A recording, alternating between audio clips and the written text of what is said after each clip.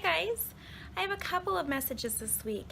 The main part of my message, I want to focus on a personal message that's been for me, but that I feel could benefit so many others out there. And the other part of my message is what I'm going to start with because it's something that keeps coming up and I just feel it's so important to share. So the first part of my message is a message I keep hearing lately in my mind everywhere I go. I keep hearing the words, loosen up. You know, when we're so uptight and we're so narrow-minded and we are so caught up in judging others, we're looking around seeing who's doing things right, who's doing things wrong, who's keeping the rules, who's breaking the rules. You know, we have these tools that we measure our lives by, but we also seem to measure other people's lives. And I just want to say, if you're doing that, stop it. It's not going to do you any good going around focusing on what you think other people are doing wrong. If you're devoting all your time to that, it's not doing you any good, and it's certainly not going to do them any good. You know, I've come to learn things that annoy you, frustrate you, or make you just plain angry all have the root of fear behind them. So the reason we criticize others or we criticize ourselves or we get angry at others or angry at ourselves is because deep down we're afraid of something. You've got to get rid of that fear completely in order to have peace. When you're afraid, it leads to all those other feelings and emotions: anger, rage, frustration, annoyance. You know, all these things that just don't do us any good. And you project that out onto others through your emotions. When you can stop, take a deep breath, and just focus on all the things that you're grateful for, all the things that you have in your life that have blessed you, you can slowly let all of that go. You realize it just doesn't matter. What matters is how you're living your life, the way that you treat others. And God knows that. He sees that. And that's what's most important. So loosen up. Just appreciate everybody for where they're at in life right now. Realize that everybody comes from a different background. Everyone's had different experiences than you've had. Everyone has a different story. We even have different missions that we have to fulfill while we're here in this life on this earth. There's different lessons that each of us came here to learn. There's different qualities, traits, and characteristics that we came here to develop. Interfering with other people's lives isn't going to help them learn and grow the way that they need to. So loosen up. Smell the roses. Quit looking at everybody else's grass and focus on your own grass and what you appreciate about it, what you enjoy about it. Look for all the good that you have and just soak it up and enjoy it. Life doesn't have to be so serious. It's okay if something doesn't turn out how you wanted it to. It's not the end of the world if you're late to something. I mean, there's so many things that we let get under our skin and ruin our day and cause us to project negative feelings onto other people. It's just not doing us any good. Also, you guys, when you're uptight, you tend to not have an open mind. It's really hard to have an open mind and an open heart to receive new knowledge, new experiences. Think about it as a tightly closed door. You want to just loosen up those hinges, open yourself up. Your life is going to change for the better. So there's no one-size-fits-all plan for everyone. We all come with different weaknesses, different strengths. We came here to learn different things. Some of us are very similar. We came here to learn similar things, and we have similar strengths and weaknesses, and we can certainly help each other out.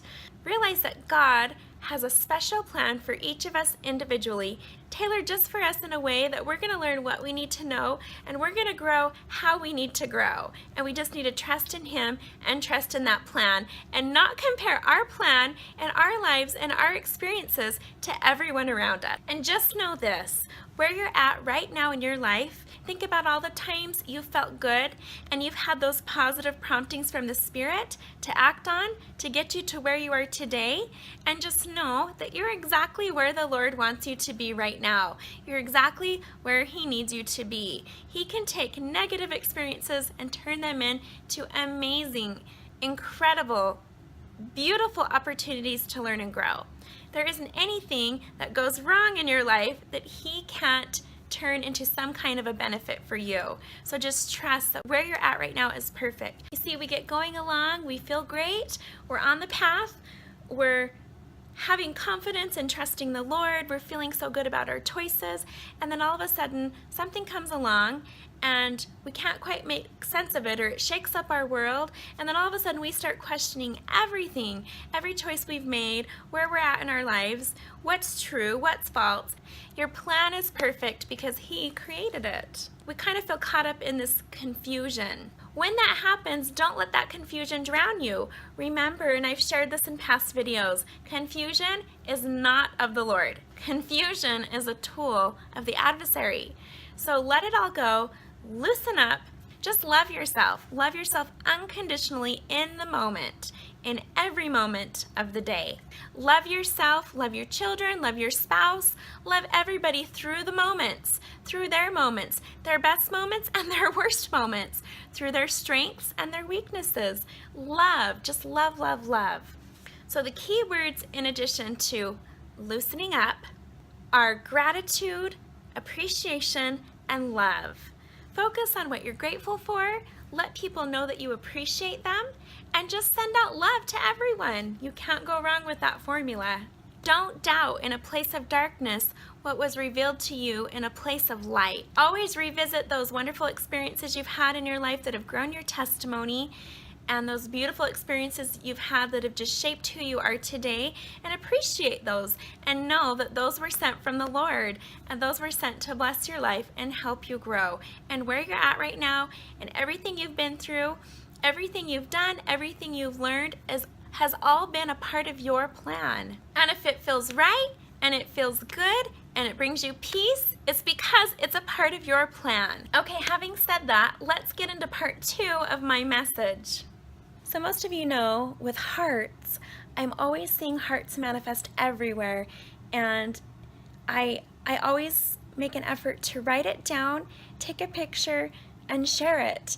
And I've always believed and I've always taught that when you do this and you write down, acknowledge, and share with others the beautiful things that the Lord is manifesting into your life, that He's going to send you more because He knows you're in tune.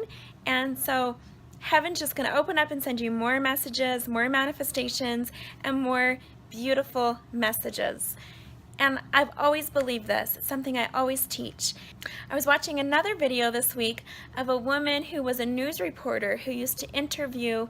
She worked for the Chicago Tribune, and she used to interview people who had had near-death experiences and supernatural experiences, and that was her job. That was her specialty. And in her video, she said that she had interviewed this one particular lady who just changed her life, who had had a near-death experience, and the interview, just connecting with this woman through getting to know her from interviewing her, actually changed her life. And from that day forward, she started seeing hearts everywhere. And she said that she takes pictures of the hearts, she posts them on Instagram, Facebook, all over social media, and she shares them with the world. And she actually said in her video that she believes when you do this, when you write down, take pictures, and share these beautiful manifestations that come into your life, that Heaven recognizes that you're acknowledging this, and so they send you more. And I laughed because that's absolutely what I believe 100%. It's what I teach, it's what I share, and it's what happens to me. And it was just pretty awesome that I happened to see that in a random video. You know, it was just another beautiful confirmation from the Lord. So lately, I am really into noticing and paying attention all the little things that are going on around me. And I tell you, it's just amazing at the things that have been happening as I've been doing this. And I want to share this with you because maybe you have also had experiences like this happening in your life and you're not quite sure what to make of it, or you just dismiss it as something that's not important, random, just some coincidence. But I'm telling you, there is always a message in every detail of our life, in every experience, in every person, every place, everything that we encounter. First example, my mom was visiting a week ago. she and my daughter Cambry went on a walk. Okay, so they came home from this walk, and my mom walks in and says, "Oh, I found this ear of corn that fell off the farmer's truck." She brings home the strange ear of corn that she didn't buy and just gives it to me and says, "Here, have this for dinner." And then Cambry had found a gold balloon, and it was the letter A, and it was deflated. She brought it home and wanted to make a dress out of it. Okay, it took me a whole day before I actually reflected back on that and thought, there may be something more to this. The letter A and an ear of corn. So I wrote it down in my journal, knowing I'd get back to it later and ponder after I'd had some time to pray and invite the Spirit in. So as I pondered this, the first thing that came to mind when I wrote down the letter A and corn was acorn. And, you know, not quite sure about the meaning of an acorn. I looked up some symbolism on acorns and found that acorns represent entering a new phase of life. Okay, so then I looked up corn. Corn has been known to symbolize abundance, prosperity, growth, and fertility. Okay, it was an ear of corn. Ears represent being more receptive to guidance, listening and hearing. Okay, the gold balloon. Gold represents spiritual reward, refinement, and richness. Okay, and in the study of gematria, which is the study of the symbolism of letters all throughout history, this is amazing. Different letters represent different things in different cultures and among different civilizations. The letter A symbolizes the ability to rise above and transcend viewpoint, mercy, compassion, the Creator, and wealth. And that's funny because I kept thinking of the letter A, Alpha, A. We know Alpha and Omega, that's God, the Creator. As I pondered this, I heard, those who have ears to hear, listen. So it's as though someone's getting my attention. Listen up, here's a message just for you. So in this, I have all these different keywords, and as I pondered over these different symbolisms and keywords, this beautiful message came together, and I felt, this is it. This is the message that the Lord has for me. I wrote this down, and I'm going to read it straight out of my journal. If you have an ear to hear, and you hear the Lord, as you enter this new phase of life, you will experience an abundance and richness of spiritual growth and prosperity. You will be able to transcend to a higher perspective where you will find heavenly treasures. Wow. I've also been having a lot of dreams lately, and every time I sit down to ponder the interpretation of those dreams, it keeps coming up over and over, entering a new cycle, entering a new phase of life.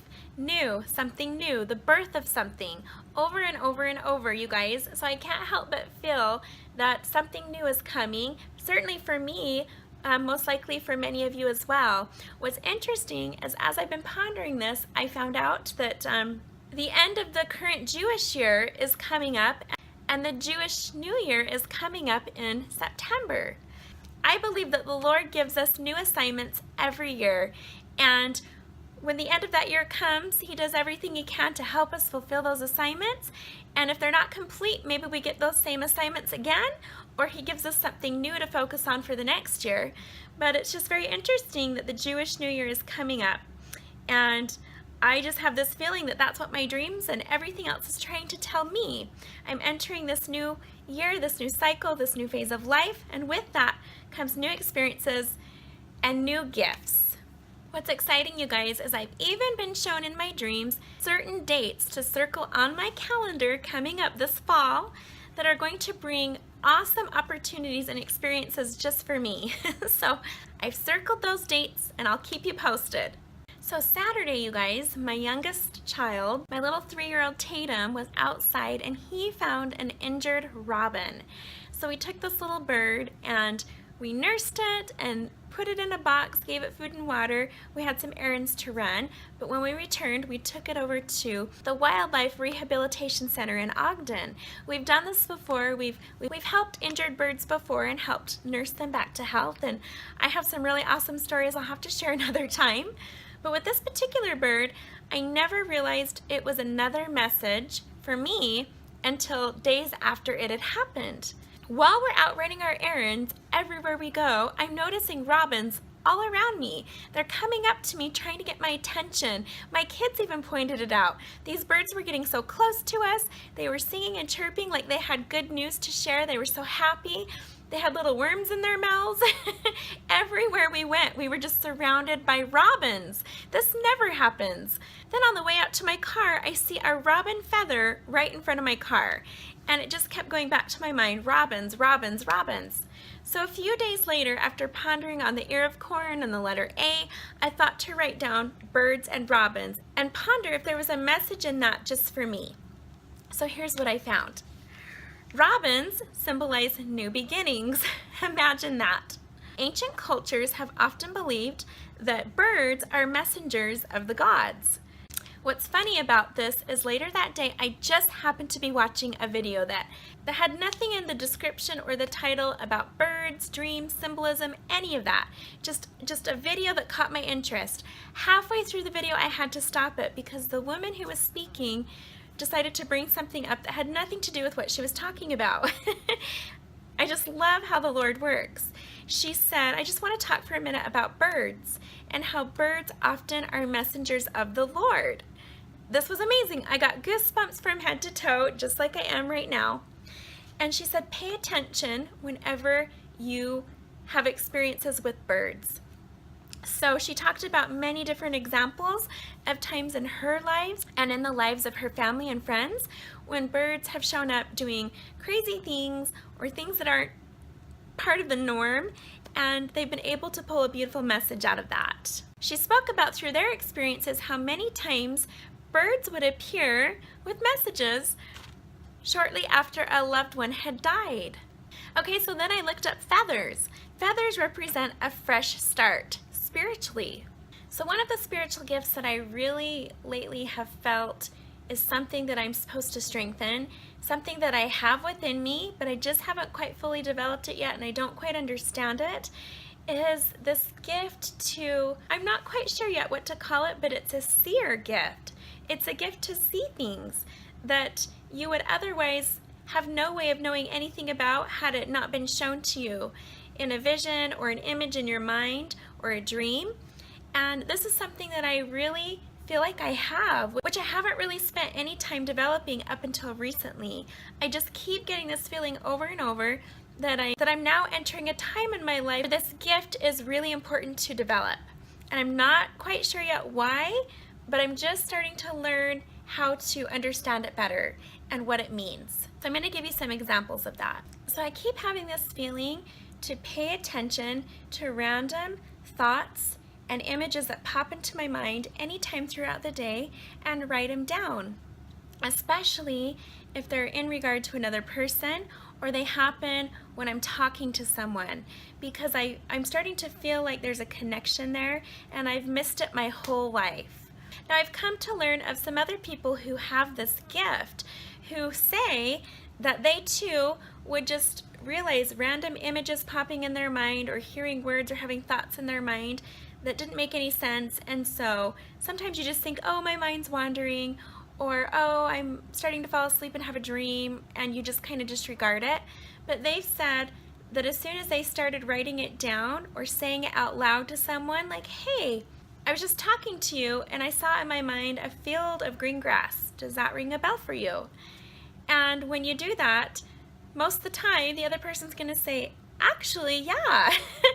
And maybe they'll open up to you and share some experience that they just went through that had to do with a green field of grass or a goal that they have or a dream that they had. And there's a reason for everything. Okay, so over the last couple weeks I kept getting this feeling, call your dad, check in with your dad, call your dad. Now my dad just moved 3 hours away, so I was a little bit devastated because I don't see him as it is that often, and so I was pretty sad about it. It had only been a few weeks since he had moved, and I just kept having this feeling to call him and check in. But I kept putting it off, knowing I would eventually do it, just I was pretty busy. I thought about it again, and then suddenly my phone rings, and it's my dad. Now, my dad doesn't call me that often. He calls me when he has a question, or to say happy birthday to one of the kids, or if he's inviting me to something.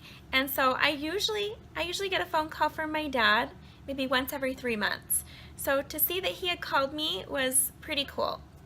So I answer the phone and we get talking. He tells me how wonderful life is, how he's loving the new place, and he's living his dream right now, and life is amazing. He just retired and he's just enjoying it. So it was good. It was good for me to know that. He was headed up to Salt Lake and just wanted to know if we could plan a time that we could come down and visit. And so I thought that was wonderful.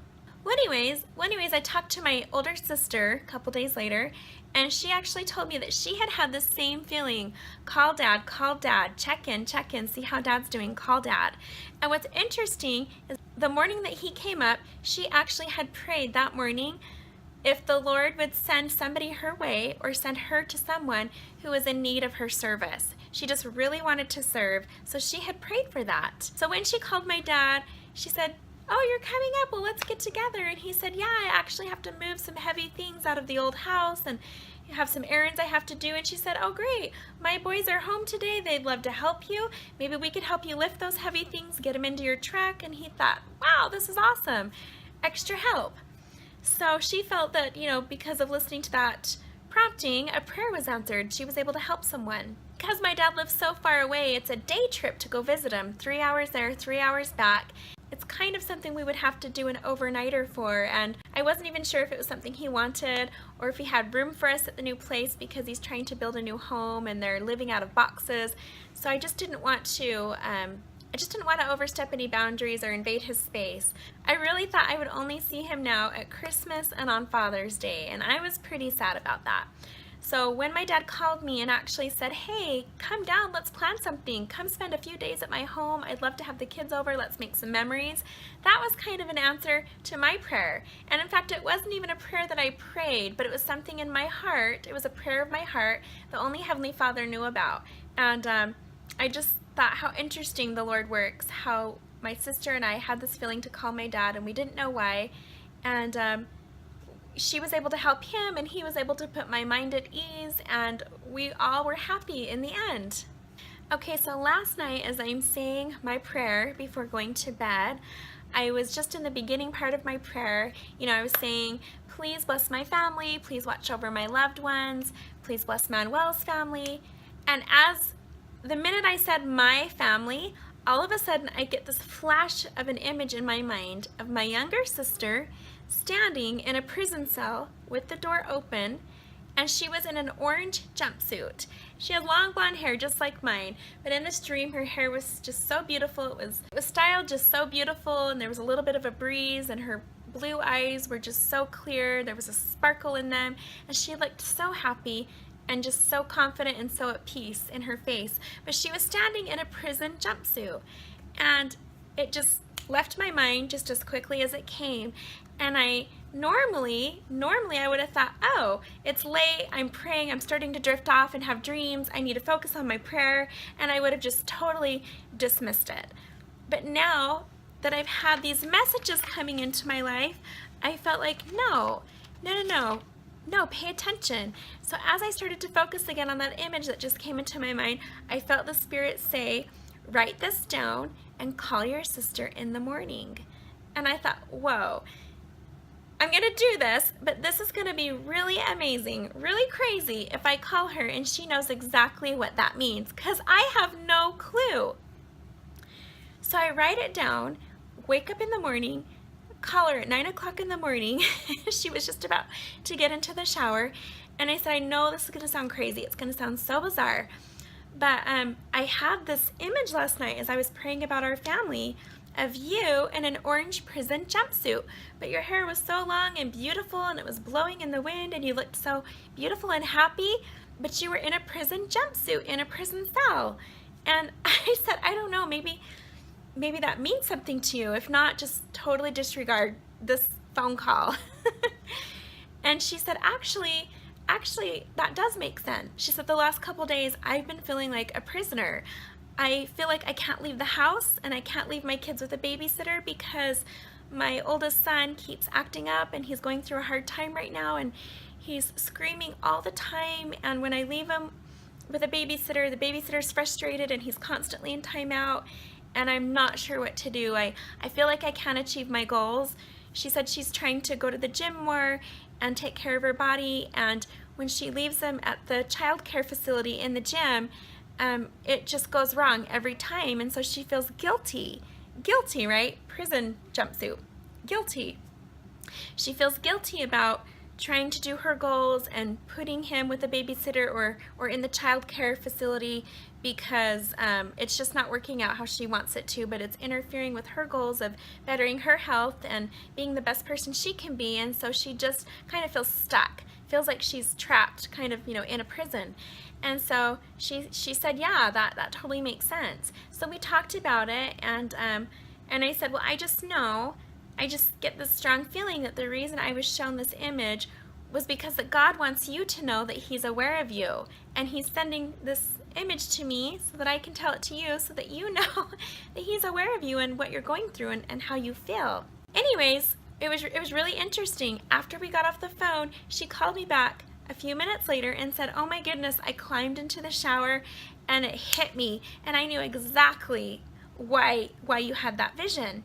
She then told me that right before she went to bed, she was reading through the news and she saw this little article about like the top 10 women criminals or bizarre things that women had been sentenced for, and she clicked on it and she was going through the list and she saw this beautiful woman with long blonde hair, blue eyes, who had gone to prison. And as she read her story, it was the most bizarre crime. It all started with some negative thoughts and feelings that this woman had had, and just for an instant it kind of frightened my sister, and she kind of imagined herself in that woman's shoes and thinking, oh my goodness, what if through my negative experiences and my negative thoughts I ended up like her? And she for a moment saw herself in that prison, in a prison cell, in a jumpsuit with her long blonde hair, because she said the woman looked a lot like her. So it was like she was looking at herself, and it kind of frightened her, and her mind kind of went there, and those fears went there, and it kind of triggered the feelings that she had been going through the past couple of days. Wow. She said, I kind of feel like you had this vision as kind of a confirmation to your gift. And I thought, wow, absolutely, absolutely. There were two benefits with this vision. I was able to let her know that the Lord knows what's going on and is aware of how she feels and the things that she's going through right now. But at the same time, He's confirming to me that when I have these thoughts and premonitions and feelings and images in my mind, I'm picking up on somebody else who I can help, whether I bring them comfort or whether I'm a listening ear, or whether I'm helping deliver a message to them from the Lord that's going to bring them comfort or answers in their life. And so, it's just incredible. It was so awesome, you guys. So I feel like we all have this ability and we all have this gift to tap into the Spirit and know things that there is no way of us being able to know without the help of the Lord. And so I want to point that out there. If you're having images in your mind or dreams or visions or thoughts and they just appear to be so random and they don't make sense or they're coincidences, whatever it is, start writing it down in your journal. Start praying about it. Start pondering on those. And especially if they're about a particular person that you know, or they happen when you're communicating with somebody or in mid-conversation with someone, don't be afraid to bring that up and say, hey, this is all new to me and I'm not sure what this is, but I'm getting an image of this or that. Does this ring a bell to you? And let them make sense of it.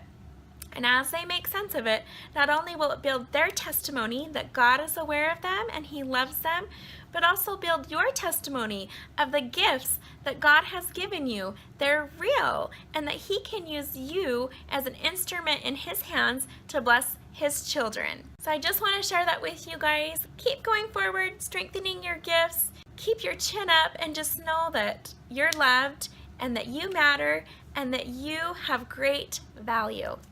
I hope you're having a wonderful day, and we'll see you next week.